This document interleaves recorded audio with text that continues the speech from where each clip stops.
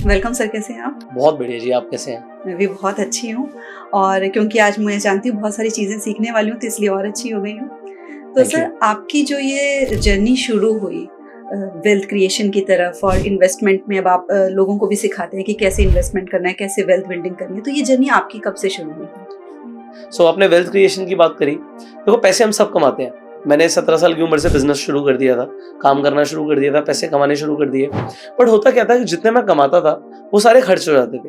पहले तो अपना लाइफस्टाइल ही अपडेट करना था, तो उसी में बहुत पैसे लगते हैं। फिर धीरे धीरे करके आप पैसे जोड़ते हो, आप अपना घर बनाते हो, तो आपकी एक बहुत बड़ी इन्वेस्टमेंट होती है जब अपना घर बनाते हो। अच्छा, घर बनाना भी अपने आप में एक वेल्थ क्रिएट करना है। उससे पहले जो भी किया, गाड़ी खरीदी, कपड़े खरीदे, घर परिवार के लिए चीजें खरीदी, वो सब कुछ नहीं, वो एक्सपेंस हो गया। तो दुनिया जो भी आज की रेट में कर रही है, पैसे कमा रही है, but now what is wealth? आप क्या क्रिएट कर रहे हो? सो वेल्थ इज अ फ्रीडम। आप जब वेल्थ क्रिएट करते हो तो आप अपने लिए एक फ्रीडम क्रिएट करते हो, एक पीस ऑफ माइंड क्रिएट करते हो। आप पैसे कमा रहे हो, अगर आप पैसे को कमा के अपने बैंक अकाउंट में रखोगे तो वो ग्रो नहीं करेगा। ये मुझे भी समझ आ गया था कि मैंने पैसे कमाने शुरू कर दिए थे, बट वो पैसा धीरे धीरे मेरे बैंक अकाउंट में जमा हो रहा था। ज्यादा से ज्यादा मुझे ये पता था कि इसकी मैं एक एफडी क्रिएट कर दूंगा तो बैंक अकाउंट में जो 3, 4, 5, 6% जो आता है उसकी जगह 7, 8% आने जाएगा। ये मैक्स है। सो मैक्स आउट क्या कर सकते हैं हम कि एक एफडी क्रिएट कर सकते हैं। But what is afterwards? उसके बाद क्या है? तो ज्यादातर लोगों के पास ना कभी भी एक बड़ा अमाउंट क्रिएट हो नहीं पाता, क्योंकि लोग जो कमाते हैं उस हिसाब से अपने खर्चे ले जाते हैं। एक आदमी पहले 50,000 कमाता था, उसके घर में एक एसी लगा था। वो थोड़े ज्यादा कमाता है, 2 एसी लग जाते हैं। थोड़े और ज्यादा कमाते हैं, गाड़ी आ जाती है। थोड़े और ज्यादा कमाते हैं, एक बड़ी गाड़ी आ जाती है। तो होता कि जैसे जैसे लोग पैसे कमाते हैं वैसे वैसे उनके खर्चे बढ़ जाते हैं। बट आपको अगर वेल्थ क्रिएट करनी है तो आपको एक जगह रुकना पड़ेगा। आपको डिसाइड करना पड़ेगा कि भाई अभी मेरे लिए पहले ये इंपॉर्टेंट है एंड अब मुझे ये स्टेप पर पहुंचना है। स्टार्टिंग से मेरे लिए क्या था कि मुझे रियल एस्टेट में इंटरेस्ट था। बट रियल एस्टेट के अंदर होता क्या है कि बहुत बड़ा अमाउंट लगता है। आप कोई 5-10 लाख रुपए से रियल एस्टेट बिल्ड नहीं कर पाते। एग्रीकल्चर लैंड आप थोड़ी बहुत ले सकते हो, बट मुझे उसमें इंटरेस्ट था तो करा किया जाए। स्टार्टिंग में पैसे बहुत ज्यादा नहीं है तो धीरे धीरे करके जोड़ते हैं। जो मैंने अपनी फर्स्ट प्रॉपर्टी खरीदी उसके लिए मैंने लोन लिया। तो लोन, लोग कहते हैं लोन लेना गलत चीज है। मैं कहता हूं अगर आप वेल्थ क्रिएट करने के लिए लोन ले रहे हो तो वो लोन बहुत अच्छा है। जैसे कि बिजनेस लोन हो सकता है, जैसे कि लोन आपका होम लोन हो सकता है। लोन अगेंस्ट प्रॉपर्टी अगर बिजनेस के लिए तो वो भी ठीक है। इसके अलावा मुझे और कोई लोन समझ नहीं आता। कि आप अगर गाड़ी के लिए लोन ले रहे हो ठीक है, अगर आप 1-2 साल के लिए लोन ले रहे हो, बट आपकी अगर कैपेसिटी नहीं है और आप कैपेसिटी से बियॉन्ड जाके एक लाइबिलिटी खरीद रहे हो तो आप कभी वेल्थ क्रिएट नहीं कर पाओगे।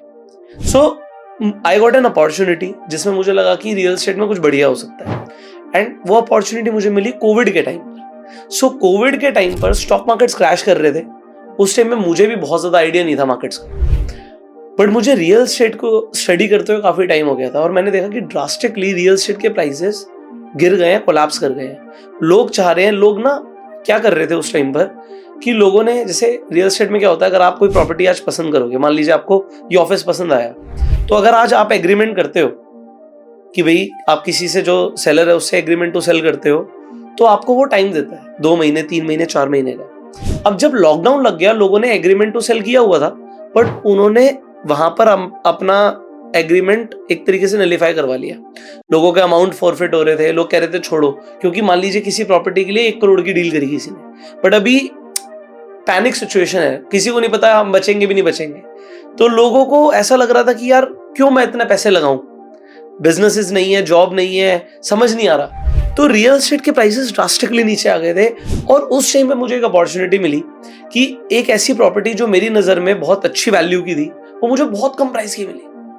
और उस टाइम पर भी उस प्रॉपर्टी को लेने के लिए भी मुझे एफर्ट करने थे। तो जितना पैसा मैंने लाइफ में जोड़ा था वो सब तो लगा दिया, बट वो भी सफिशिएंट नहीं था। So I took a loan but I got that property. अब मैं आपको एग्जांपल देता हूं। मान लीजिए आपने एक प्रॉपर्टी खरीदी जिसकी वैल्यू एटलीस्ट 2x या 3x है, पर आज आप x अमाउंट पर ले रहे हो, बट आपके पास x अमाउंट भी पूरा नहीं है, तो आप उस x का भी 50%, 60% लोन करा लेते हैं। अब लोन हो गया, आपने प्रॉपर्टी ले ली, बट जैसे ही सारी चीजें स्टेबल हुई, मतलब विद इन फ्यू ईयर्स, 2 साल भी नहीं लगे होंगे कि उस प्रॉपर्टी का प्राइस डबल हो गया। अब आप समझो मैं एक एग्जांपल देता हूँ, मैं रिवील नहीं करना चाहता प्रॉपर्टी कितने की थी, बट एक एग्जांपल लेते हैं। कोई चीज 5 करोड़ की एग्जांपल है। अब वो आपने 5 करोड़ की प्रॉपर्टी खरीदने के लिए बैंक से 3 करोड़ का लोन लिया, ठीक है, आपने 2 करोड़ अपने डाले, 3 करोड़ का लोन लिया। अब वो प्रॉपर्टी हो गई मान लीजिए 10 करोड़ या 15 करोड़ की, एग्जाम्पल के लिए मान लेते हैं 15 करोड़ की हो गई। आपने उस प्रॉपर्टी को बेच दिया, आपने बैंक के 3 करोड़ प्लस इंटरेस्ट दे दिया, ठीक है, अभी हम 3 करोड़ मान के चलते, दे दिया, 2 करोड़ आपने लगाए थे, ठीक है, आपके 2 करोड़ आपके पास एज इट इज वापस आ गए। Now you have 10 CR extra. This is just an example. आप 1 करोड़ की प्रॉपर्टी ले लो कि 1 करोड़ की प्रॉपर्टी 3 करोड़ की हो गई। तो किसी की अगर 1 करोड़ की प्रॉपर्टी थी तो उसके लिए उसने लोन लिया, मान लेते हैं 80% का लोन ले लिया, 80 लाख का लोन ले लिया, 20 लाख उसकी जेब में थे, बट अब वो 1 करोड़ की प्रॉपर्टी को उसने 3 करोड़ का बेच दिया। तो अगर 3 करोड़ का बेच दिया तो उसने बैंक के पैसे देने के बाद, अपने पैसे वापस आने के बाद 2 करोड़ रुपए एक्स्ट्रा आ गए। अब गवर्नमेंट टैक्स लेगी, वो एक अलग चीज है, तो टैक्स मैं सेपरेट रख रहा हूं, वो एक अलग टॉपिक हो जाएगा। बट अब जो किसी इंसान ने वो रिस्क लेकर, कहते हैं ना रिस्क है तो इश्क है, बट ये कैलकुलेटेड रिस्क है, आप क्या ले रहे हो आपको पता है, यू अंडरस्टैंड राइट। सो मैंने भी एग्जैक्टली वो किया। मैंने उस प्रॉपर्टी का जो लोन मैंने लिया था, लोन मैंने विद इन 2 years वापस दे दिया बैंक को, और अब वो प्रॉपर्टी मेरी हो गई and I got a huge jump in the wealth. So एक एग्जांपल है कि उस टाइम पर फिर मैंने ये देखा कि और भी कई अपॉर्चुनिटीज हैं, तो ऑनेस्टली स्पीकिंग मैंने वहां पर 2-3 बार इस साइकिल को मल्टीप्लाई करा within a very short span of time. So जब वो मल्टीप्लाई किया, मेरी कुछ प्रॉपर्टीज बन गई। अब वो जो प्रॉपर्टीज बन गई उनकी ग्रोथ भी ट्रेमेंडस हो गई एंड धीरे धीरे करके मैंने अपना एक रियल एस्टेट का पोर्टफोलियो बनाना शुरू किया। सो अब लोगों ने देखा स्टॉक मार्केट में ग्रोथ आई, मार्केट जब गिरी कोविड के बाद, तो उसके बाद एक जबरदस्त बुल रन में गई।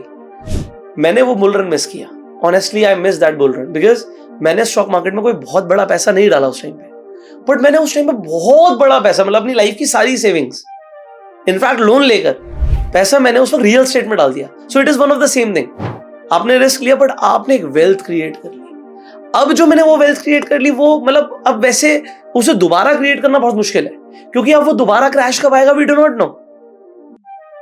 हाँ, अब अगर मैं बोलूं स्टॉक मार्केट अब 50% कब गिरेगी, सो ना आपको पता है ना मुझे पता है। सो ऐसे क्रैशेस लाइफ में बहुत लिमिटेड आते हैं जब आप रिस्क लेकर एक अपनी वेल्थ क्रिएट करते हो, और एक बार जब आपकी वेल्थ क्रिएट हो जाती है तो आप उस वेल्थ को बढ़ाने की सोचते हो।